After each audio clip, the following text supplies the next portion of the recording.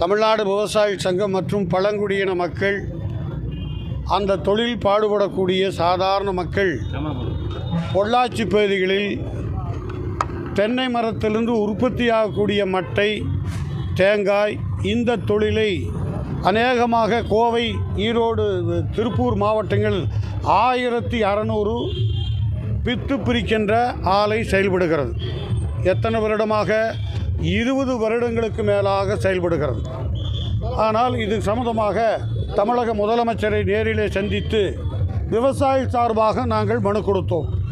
மனுவை பெற்றுக்கொண்ட முதல்வர் இத்தகைய தொழில் பாதுகாக்கப்பட வேண்டும், இது அழித்துவிடக்கூடாது என்று உத்தரவிட்டார். அந்த உத்தரவு அடிப்படையில் இந்த தொழில் இப்பொழுது நடைபெற்று வருகிறது.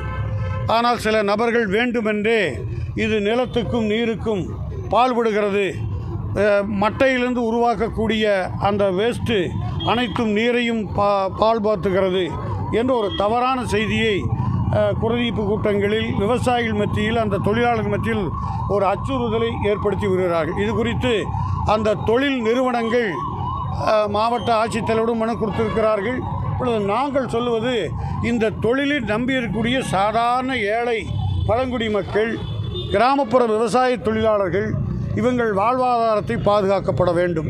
ஒன்று, இத்தகைய தொழில்கள் வேண்டுமென்று அநேகமாக தமிழக முதலமைச்சர் வெளிநாடுகளுக்கு சென்று தமிழகத்தில் தொழில் வளர வேண்டும் என்று பெரும் விருப்பம் கொண்டு பல்லாயிரக்கணக்கான கோடி ரூபாயில் தொழில் துவங்குவதற்கு அனுமதி பெற்று வந்திருக்கிறார்.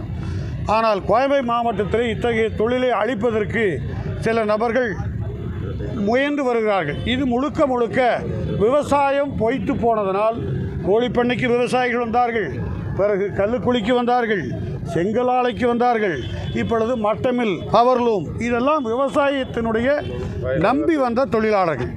இப்போ அந்த விவசாயிகளுக்கு பெரிய ஒரு நெருக்கடியை ஏற்படுத்தி வருகிறது. ஆகவே தான் மாவட்ட ஆட்சித்தலைவரும் பாதிக்கப்பட்ட பெண்கள், ஆண்கள், பழங்குடி மக்கள், விவசாயிகள் இந்த தொழிலை பாதுகாக்கப்பட வேண்டும். உண்மையிலேயுமே ரசாயனம் கலந்த அல்லது நீரை பால்படுத்தக்கூடிய தொழிற்சாலை இருந்தால் கட்டாயம் தடை செய்யப்பட வேண்டும்.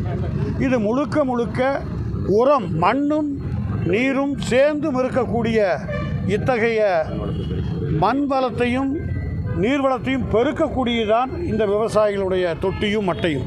அதை பிரிக்க முடியாதவர்களுக்கு பல்லாயிரம் கோடி ரூபாய் ஆண்டொன்றுக்கு அந்நிய செலவனி ஈட்டி தரக்கூடிய இந்த தொழில், இது பொள்ளாச்சி, குடிமங்கலம், உடுமலைப்பேட்டை, சுல்தான்பேட்டை, மதுக்கரை போன்ற பகுதிகளில் இந்த தொழில் ஈடுபடுகிறது. இதை பாதுகாக்க வேண்டும். இது முழுக்க முழுக்க விவசாயிகள் சம்பந்தப்பட்ட பிரச்சனையை விவசாயம் செய்யாத சில நபர்கள் வேண்டுமென்றே இத்தகைய தொழிலை அழிப்பதற்கு முயற்சிக்கிறார்கள். தொழில் வளர்ந்தால்தான் நாடு முன்னேறும், அந்த மக்களும் வாழ்வார்கள். மாவட்டத்தின் தொழில் வளத்தை அழிப்பதற்கு யாரும் அனுமதிக்கக்கூடாது என்பதுதான் விவசாயிகள் சார்பாக இந்த மனு கொடுக்க வந்திருக்கிறோம். இத்தகைய மனுவை மாவட்ட ஆட்சித்தலைவர் பெற்று உடனடியாக முதல்வருக்கு கவனம் கொடுக்க வேண்டும். நாங்களும் மாவட்ட அமைச்சரோடு, பொறுப்பாக்கப்பட்ட அமைச்சரை சந்தித்து இந்த தொழில்களை பாதுகாக்க வேண்டும் என்று சொல்ல இருக்கின்றோம். அதுக்கு உங்கள் மூலியமாக இந்த நல்ல செய்திகள் வர வேண்டும் என்று இந்த நேரத்தில் கேட்டுக்கொள்கிறோம்.